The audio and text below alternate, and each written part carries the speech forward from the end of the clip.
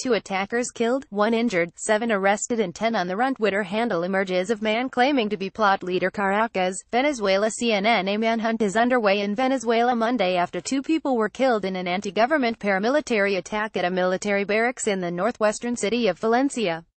In a tweet, the press office of President Nicolas Maduro said there were 20 attackers in all. 2 were shot dead, 1 was injured and is recovering in a hospital, and 7 people were arrested, according to Venezuelan Minister of Communications Ernesto Villegas, who tweeted a picture of those detained in the attack. 10 others fled when the gunfight began, and are now being hunted down. On his weekly TV show, Sundays with Maduro, the president made reference to the incident, saying, "A week ago, we won with votes and today we had to beat terrorism with bullets. They attack with terrorism and hate. We attack with our work, our love. They destruct, we construct," Maduro said. He said one of the attackers who was caught was an army deserter who was providing information to the authorities.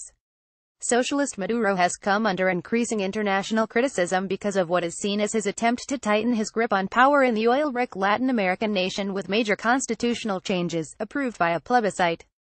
Operation David, a man who identified himself as an army officer, announced the revolt on social media, an action he called a legitimate rebellion.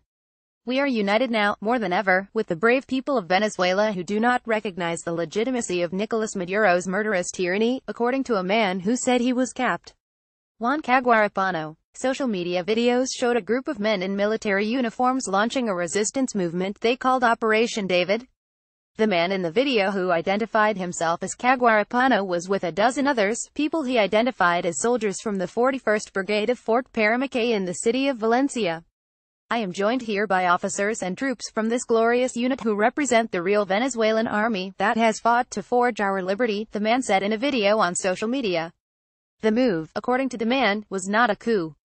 It is a civic and military action meant to re-establish the constitutional order and, more importantly, to save the country from its total destruction and to keep our young people and families from being murdered, he said.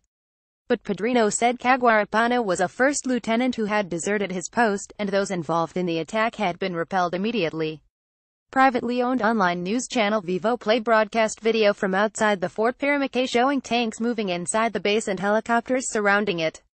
There were news images in Valencia of a barricade set by anti-government activists in flames.